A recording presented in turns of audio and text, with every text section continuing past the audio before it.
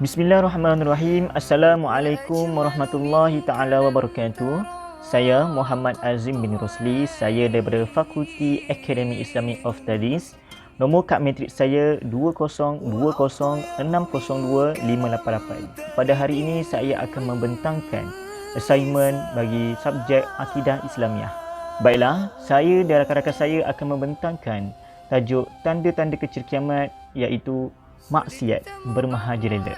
Tajuk individu saya ialah zina, berleluasa dan secara terang-terangan. Umat manusia pada akhir zaman ini hidup dalam keadaan yang getir di mana akan adanya pelbagai ujian dan dugaan yang menimpa kita. Pernah dinyatakan dan disebut oleh Rasulullah SAW sendiri yang mana baginda mengatakan bahawa apabila hampirnya dengan hari kiamat, apabila dekatnya dengan hari kiamat, akan tersebarnya pelakuan zina di merata-rata tempat. Menurut Zulkifli Haji Muhammad Yusof, beliau mengatakan dalam kajiannya dalam negara Malaysia, statistik menunjukkan bahawa terdapat banyak gejala sosial yang tidak sihat di kalangan masyarakat zaman sekarang. Ramai pemimpin-pemimpin yang amat membimbangkan tentang gejala tidak sihat ini. Bukan pemimpin-pemimpin sahaja berasa gelisah, berasa bimbang dengan isu seperti ini. Bahkan pelbagai pihak berasa amat takut dengan gejala sosial seperti ini.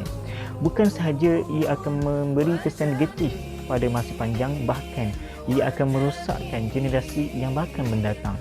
Seterusnya, apa yang saya boleh katakan bahawa gejala sosial dan gejala yang tidak sihat ini sudah tersebar di kalangan para remaja dan para pelajar yang masih di bangku sekolah. Dengan ini menunjukkan negara dalam keadaan yang amat kronik dengan gejala seperti ini. Baiklah, mari kita bersama-sama menelusuri tajuk ataupun konsep zina berdasarkan perspektif hadis dan masa kini. Diriwayat radhiyallahu anhu bahawa Rasulullah SAW bersabda, mafhumnya, kiamat tidak akan terjadi hingga tidak tersisa di atas bumi ini seseorang yang butuh, seseorang yang keinginan kepada Allah SWT, serta hingga didapati seseorang wanita pada siang hari dengan terang-terangan disetubuhi di tengah jalan, dan tidak ada seorang pun yang mengingkari dan mengubah hal itu. Sehinggakan orang yang paling baik di antara mereka pada hari itu ialah yang mengatakan, seandainya aku bisa menyingkirkan dari tengah jalan sedikit saja orang yang ada di tengah-tengah mereka itu ialah seperti Abu Bakar dan Umar di tengah-tengah kalian. Hadis riwayat Al-Hakim 495. Berdasarkan hadis yang saya bacakan sebentar tadi, ini jelas menunjukkan bahawa antara salah satu tanda hampirnya kiamat di mana berlakunya kerosakan di muka bumi adalah disebabkan tersebarnya zina secara berleluasa. Menurut hadis ini juga, ada pun seseorang yang paling baik di kalangan mereka adalah mereka yang tidak mencegah, bahkan mereka menyuruh seseorang tersebut, seorang pezina tersebut melakukan perzinaan, melakukan persetubuhan di tepi jalan.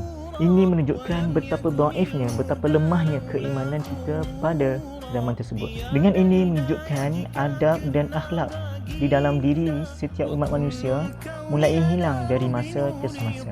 Bukan itu sahaja, ia juga pasti membawa bencana, membawa malapetaka serta kehinaan dan kemurkaan oleh Allah Subhanahu Wa Taala. Pada hari ini sering kita lihat di mana pergaulan di antara lelaki dan wanita tiada batasan. Dengan cara bagaimana mereka bersentuhan dengan orang yang bukan mahram baginya. Kemudian, ciri-ciri zina berdasarkan perspektif hadis. Ciri yang pertama yang saya dapat ungkapkan, yang saya dapat nyatakan berdasarkan perspektif hadis adalah berzina secara terang-terangan seperti di tengah jalan. Pelakuan sebegini lebih teruk daripada binatang. Kerana apa? Kerana haiwan dan binatang mempunyai akal yang sungguh terhad berbanding dengan manusia.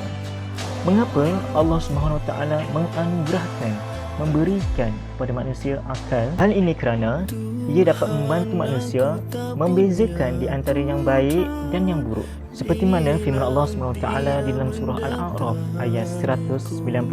Mafhumnya, dan sesungguhnya kami jadikan neraka Jahannam banyak dari jin dan manusia yang mempunyai hati akan tetapi tidak mahu memahami dengannya ayat-ayat Allah, dan yang mempunyai mata tetapi tidak mahu melihat dengannya bukti keesaan Allah. dan yang mempunyai telinga tetapi tidak mahu mendengar dengannya ajaran dan nasihat. Mereka ini seperti binatang ternak, bahkan mereka lebih sesat lagi.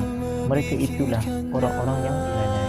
Melalui ayat yang dibacakan sebentar tadi, ia menunjukkan bahawa betapa murkanya Allah SWT kepada umat manusia, sehingga kan Allah SWT mengumpamakan manusia seperti haiwan dan binatang. Sepatutnya sebagai manusia, akal yang diberikan oleh Allah kepada kita digunakan sebagai panduan kebenaran dan bukannya ditambahkan lagi dengan kesesatan.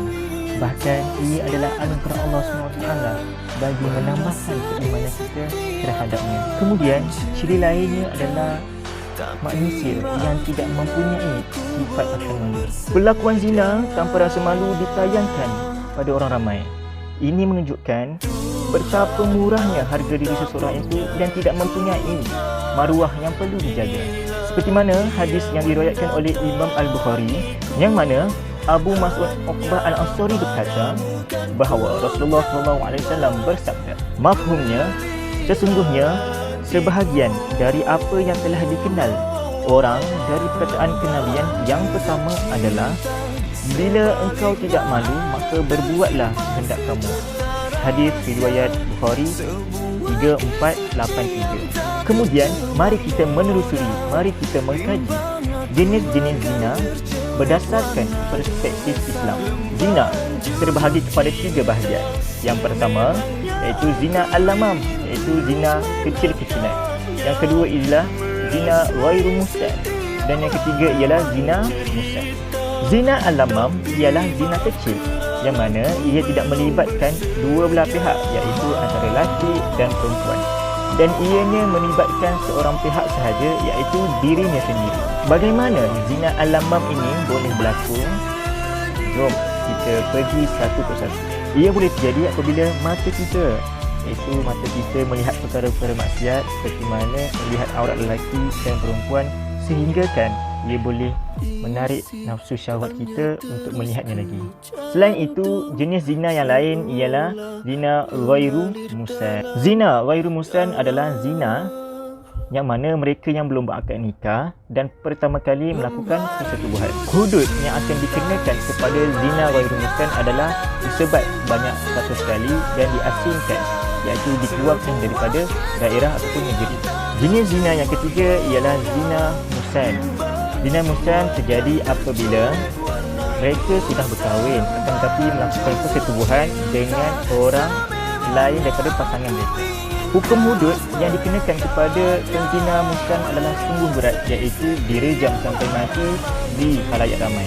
Baiklah, seterusnya mari kita pergi kepada faktor dan punca bagaimana terjadinya zina ini berdasarkan perspektif hadis. Pelbagai punca yang boleh kita kaitkan apabila terjadinya gejala zina terhadap golongan masyarakat pada masa kini. Antaranya ialah menurut Amran Kasim. Beliau mengatakan bahawa terjadinya gejala zina ini di kalangan masyarakat adalah yang pertama, kurangnya didikan agama. Selain itu, punca lain yang boleh dikaitkan terjadinya gejala zina ini adalah lifestyle mereka, iaitu cara hidup mereka, yang mana hidup mereka suka berfoya-foya, suka bergembira, maka terjadinya gejala zina seperti ini. Seterusnya, punca terjadinya gejala zina ini di kalangan masyarakat adalah kerana kedua ibu bapa. Memang tidak dapat dinafikan bahawa pada zaman kini ekonomi memang sangat-sangat teruk. Akan tetapi sebagai ibu bapa perlu juga memfokuskan kepada anak-anak, kebajikan anak-anak, didikan ilmu agama kepada anak-anak. Bukan setakat mencari kerja, bahkan apabila berada di rumah mestilah ingatkan kepada anak-anak akan menjaga aurat, menjaga pergaulan di antara lelaki dan perempuan dan sebagainya. Seterusnya, kita akan beralih kepada perbahasan alim ulama mengenai zina berdasarkan perspektif Islam. Perbahasan mengenai zina terlalu panjang dan begitu luas. Ramai alim ulama dan tokoh Islam yang memberi pendapat, yang beri pandangan mengenai isu gejala zina ini. Ada di antara mereka iaitu Imam Empat Mazhab, Ibn Rushd, Abu Qadir Audah dan sebagainya. Pertama, Mazhab Maliki berpendapat bahawa zina adalah mereka iaitu golongan mukallaf yang melakukan persetubuhan kepada kemaluan wanita yang bukan miliknya, iaitu belum berkahwin, secara sengaja dan sepakat, iaitu suka sama suka. Kemudian zina menurut Imam Syafi'i pula, Imam Syafi'i berpendapat adalah adanya laki-laki yang bersetubuh dengan seseorang wanita dengan cara memasukkan zakarnya dalam alat kelamin wanita serta kedua-dua mereka hidup dalam negara Islam tanpa akad dan hak miliknya, sedangkan mereka mengetahui bahawa pelakuannya itu adalah haram.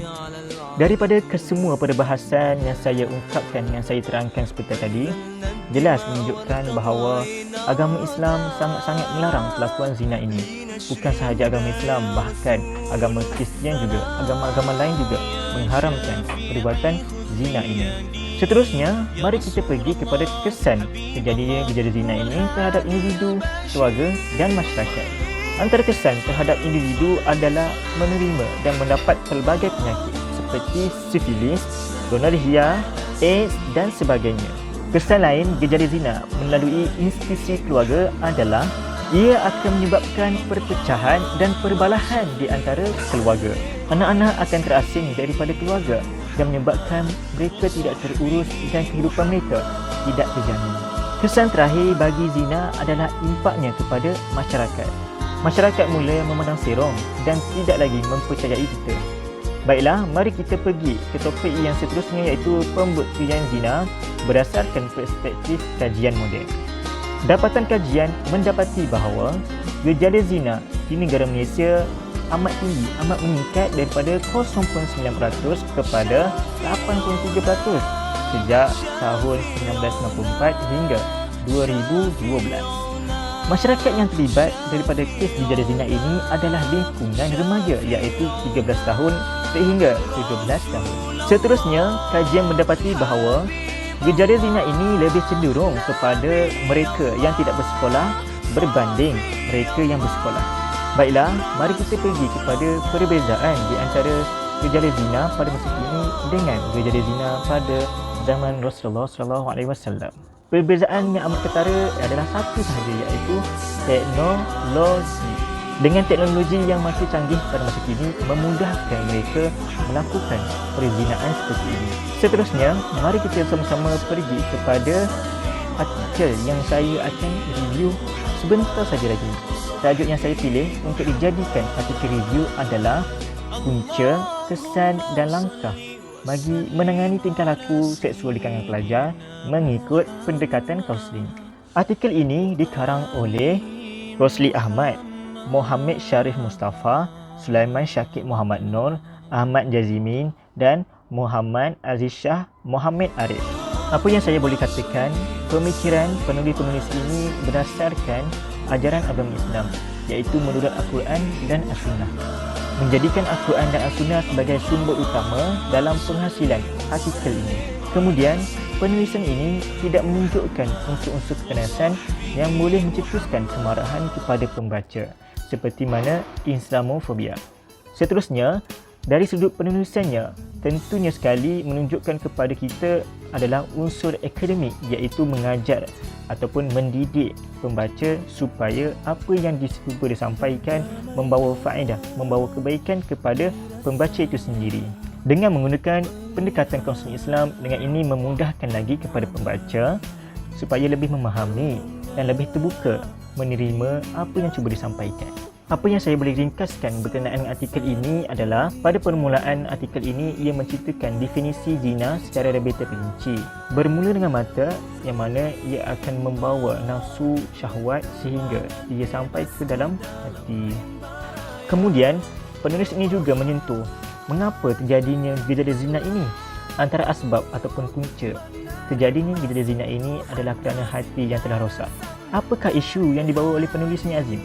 Baiklah, isu yang cuba disampaikan kepada kita sebagai pembaca adalah perzinaan. Kes perzinaan di dalam Malaysia adalah semakin meningkat. Dengan itu menunjukkan betapa seriusnya artikel ini supaya dapat membantu pembaca supaya sedar akan kemaksiatan gejala zina ini. Oleh demikian, pada hari ini mari kita bersama-sama menambahkan ilmu agama supaya ia boleh menjadi panduan kepada kita untuk menjaga diri kita daripada kemaksiatan yang kita lakukan. Itu sahaja daripada saya. Saya harap apa yang saya bentang pada hari ini dapat memberi impak positif kepada anda semua dan dapat menjadi panduan dalam kehidupan kita. Itu sahaja. Sekian, wabillahi taufiq wal hidayah. Assalamualaikum warahmatullahi taala wabarakatuh. Bye bye.